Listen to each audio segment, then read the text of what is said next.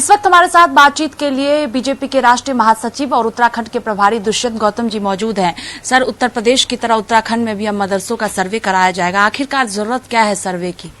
देखिएगा, सरकार का दायित्व बनता है उसके राज्य में क्या चल रहा है, कैसी एजुकेशन चल रही है, कौन सी संस्थाएं चल रही है, कितनी एनजीओ चल रही हैं, कितने स्कूल चल रहे हैं, कितनी डिस्पेंसरी चल रही है। सरकार के पास आंकड़ा होना चाहिए।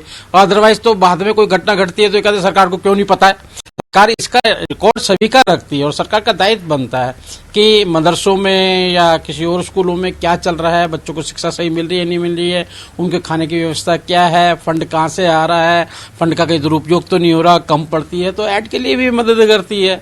एक स्वाभाविक प्रक्रिया के तहत ही वो सब कुछ हो रहा है। मदरसों के सर्वे पर कई पार्टियां हैं जो सवाल उठा रही हैं कि आखिरकार मदरसों का ही सर्वे क्यों कराया जाता है। लगातार ये सवाल भारतीय जनता पार्टी पर उठ रहा है।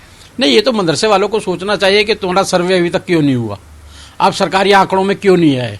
सरकार की आंकड़ों में भी आना है, सरकार से तालमेल भी बनाना है, ये उनका अधिकार भी बनता है। और अब कर रहे हैं तो कोई बुराई नहीं कर रहे। सभी संस्थाओं का, सभी एनजीओ का ऑलरेडी सरकारों के पास में सारा आंकड़ा होता है और उस आंकड़े को पूरा करने के लिए इनको भी, और मैंने देखा है इंटरव्यू पे देखा है, टीवी के पे भी देखा है, काफी मुसलमान उसको अप्रिशिएट भी कर रहे हैं, धन्यवाद भी कर रहे हैं और सरकार के साथ मिलकर वो चाहते हैं, हम भी चाहते हैं, सरकार भी चाहती है। क्यों नहीं मदरसों में पढ़ने वाले डॉक्टर, इंजीनियर, प्रोफेसर, लेक्चरर बने, क्यों नहीं उनका भविष्य उज्जवल हो, सरकार की योजनाओं के क्यों नहीं लाभ लें, सरकार के संसाधनों के क्यों नहीं लाभ लें।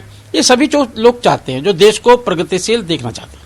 और वैसे लगातार सवाल उठा रहे, कह रहे कि सरकारी स्कूलों का भी सर्वे कराया जाना चाहिए, क्योंकि मुसलमानों को टारगेट किया जा रहा है, इसीलिए मदरसों का ही सिर्फ सर्वे कराया जा रहा है। सरकार के पास सारा रिकॉर्ड है, सरकारी, गैर सरकारी, हिंदू, मुस्लिम, सिख, ईसाई सबके ही आंकड़ा होता है और उस सरकार का दायित्व बनता है उन आंकड़े के अनुरूप उनको संसाधन मुहैया कराया। अगर उन पे कोई गतिविधि ऐसी लगती है जो गतिविधि सरकार या देश के प्रति अनुकूल नहीं होती है, उसको समझाना पड़ता है, बताना पड़ता है, उसमें कुछ परिवर्तन करवाने पड़ते हैं। ओवैसी के बयान को किस तरह से?